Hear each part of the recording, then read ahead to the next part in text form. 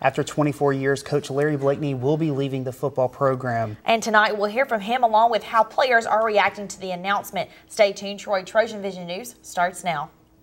From the High Definition Production Center of Troy University's Broadcast and Digital Network and Troy campuses around the world, this is Troy Trojan Vision News.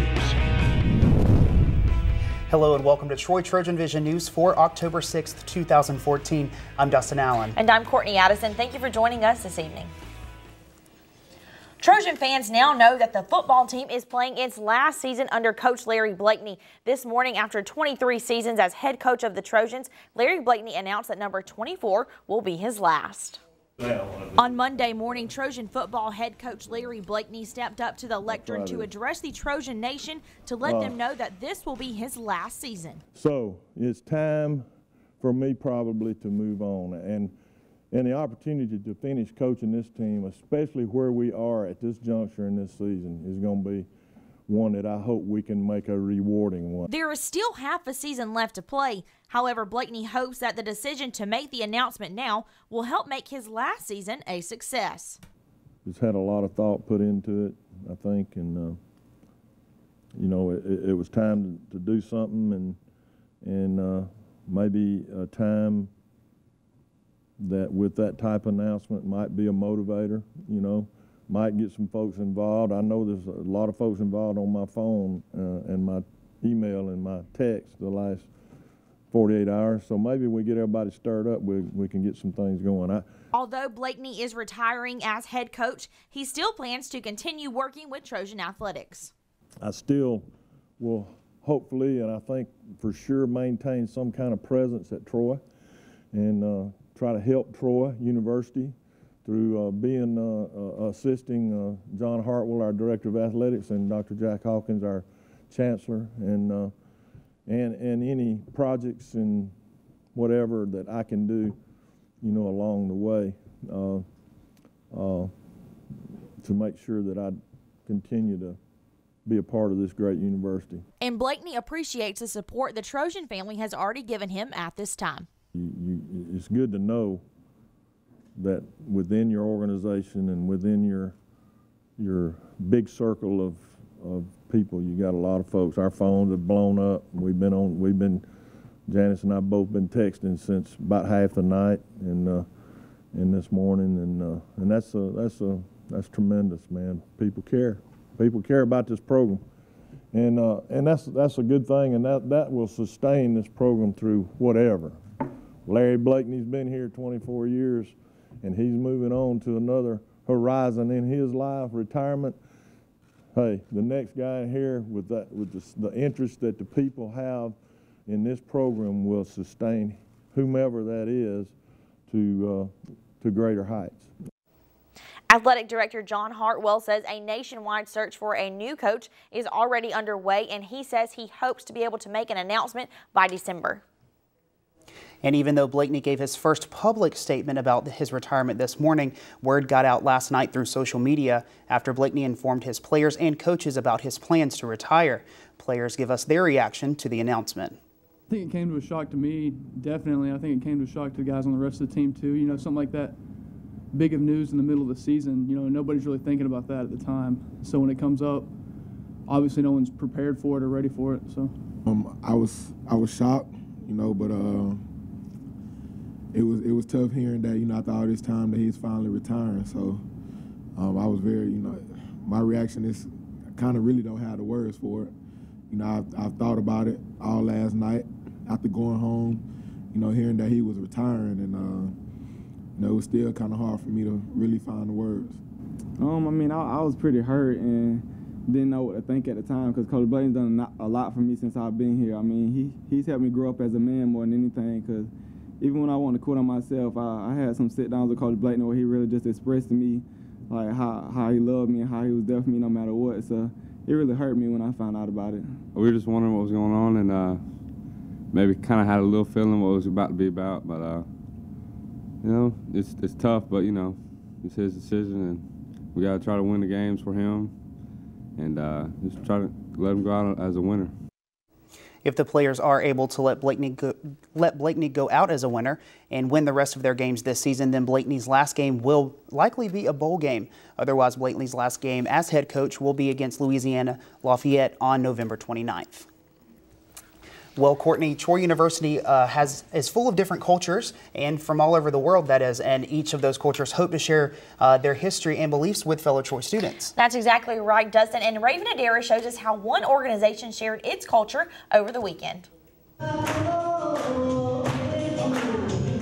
The Deshay Festival is a celebration of culture, identity, and community. This is a traditional festival for the Nepali culture. As they mentioned earlier, it is very equivalent to our Christmas, and we celebrate it every year, and we really enjoy having this cross-cultural experience for Troy. It is usually celebrated during October or November, and it signifies the victory of good over evil. So it's a celebration, it's a time for family and friends to just come together and have a lot of fun. Troy students enjoyed an authentic taste of Nepal, as well as the opportunity to experience traditional performances. I guess my favorite part is just learning about what the festival is about, how they celebrate, and like how they share those values with their people, and how this sense of community affects them. It's really interesting. The dancing and singing, explanation about the holiday and clothes. Many lined up to receive a blessing through the Tika ritual, an important part of the festival. The main thing about today is the Tika and Jamara. That is like a blessing from the elders to us,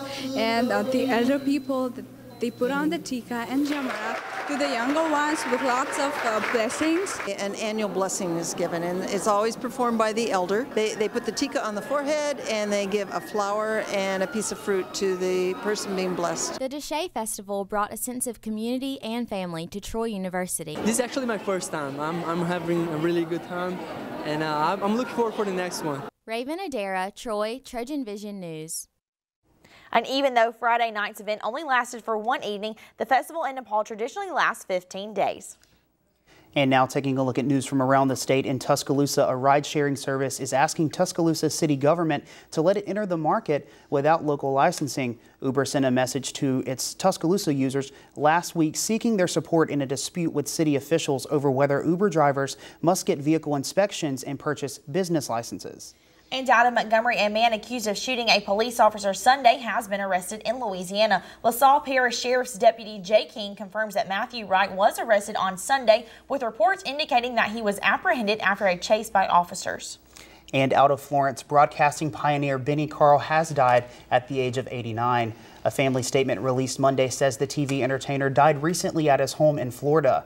Carl was best known as the host of local television shows in Birmingham, Decatur, and Huntsville from the late 1940s until the late 70s. And still to come on Troy TrojanVision News, big news came out of the Troy football program. Amy Austin will have the details on that and more when she joins us with sports. And same-sex marriages could become more common due to the Supreme Court ruling to not hear cases from lower courts. We'll have the details on that after the break. Stay with us. The Supreme Court clears the way for same-sex couples to marry in more states. I'm Craig Boswell with how the High Court made a decision without hearing the cases. The warrior spirit, it's in there. Always has been. Now let it out and take the world by fire. Train well and learn what it means to be a Troy Trojan. Walk with confidence, conquer, claim territory, and climb ladders. Know that you have the power to stand alone, but the comfort of knowing that you'll never have to. Discover your inner warrior. Find it at troy.edu/spirit.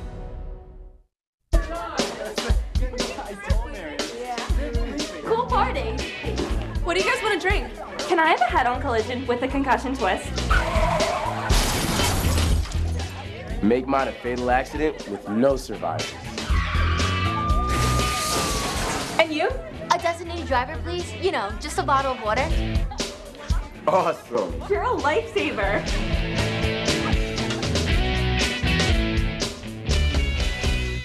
Now, the latest in Trojan sports on Troy TrojanVision News. After 24 years as head coach, Larry Blakeney announced today that he would be retiring after the completion of the 2014 football season. In his time at Troy, Blakeney has a record of 5 consecutive Sun Belt Conference championships, 8 total conference titles, 15 winning seasons, 5 bowl games, 7 NCAA, FCS playoff appearances in 8 years, and 18 players selected in the NFL draft. And while this announcement came in the middle of the season, Coach Blakeney hopes that this announcement will be a catalyst for his players to fight throughout the rest of the season so he can end his final season at Troy on a high note. So we're going to give it a run here and see what we can do. There's a lot of things still out there if we can get it done. I'm not sure. But sometimes when you're not sure, it motivates you to work harder. And I'm hoping that's what our kids will do every day on the practice field. And I'm hoping that's what our staff will do. I know they will. And I'm going to try to make sure I do my part. The football team's next game is Saturday at 2 p.m. against New Mexico State. The soccer team competed against 2 Louisiana teams over the weekend and defeated them both to keep their undefeated win streak at home. Jacob Harrison gives us a look at Friday night's game. It was quite an historic night for the Trojan soccer team Friday night in a 2-0 victory over Louisiana Lafayette. It was the first home soccer game held under the lights in school history. I think hopefully we learned from last Friday, game under the lights. We had a lot of fans at South Alabama. They had a lot of fans. So we kind of talked about just control your emotions and come out and get a little bit better of a start. And I think they did a great job with that because, it's great to be out here in front of your fans in a big crowd and in a conference game that we know is going to be a tough game. So we're excited on how the girls reacted to it. But it's really nice to finally have these lights up. It's a relief to play when it's nice and cool and not in the boiling heat anymore. So yeah. 2 players scored their first goals of the season. The first came from Abby Reynolds in the 21st minute after an assist from Alyssa Jones. Oh, it was great. It was great to come together as a team. We're building, we're getting strong, and it's nice to get the opportunity and just got to put it away, really. And also Louise Chang scored on a 25-yard free kick that went uncontested just moments into the second half. Need to make a run in the conference and finish at one of the topper seeds. So you need players to score, not just rely on 1 or 2 players to score all the goals. So that was great to have those guys get on the board. The defense would not be outshined, as goalkeeper Mickey Lewis had 3 saves to secure her 9th win of the season, most by any freshman goalkeeper in school history. We was all over the place. First conference game, it was a big game against our rivals, and I think Coach settled us down for this game. We had a great week at practice, and our back four, and even from the top, everyone down defensively. It was great work. Everyone was working for each other. Even the fans got into the record setting. The Troy Soccer Complex held a record 620 people. Our support's been tremendous this year from the students and the faculty. So I think it's going to be a number we see continue rise, and I wouldn't be surprised if we break the record again in 2 weeks on our next Friday night game. Jacob Harrison, Troy, TrojanVision Sports. The soccer team then took the field again on Sunday to take on the University of Louisiana at Monroe. The Trojans defeated the Warhawks 2-0 after scoring 2 goals in the second half. Abby Reynolds scored both goals for the Trojans with assists from Alyssa Jones, Jasmine Farnbauer, Natalie Melillo, and Annabelle Simpson. Troy had 18 shots, 9 of which were on goal. With this 10th win of the season, the Trojans are 1 win shy of tying their record for most wins in a season in program history. The cross-country team competed at the JSU Foothills Invitational on Saturday. The women's team finished in 4th place and the men's team also finished in 4th.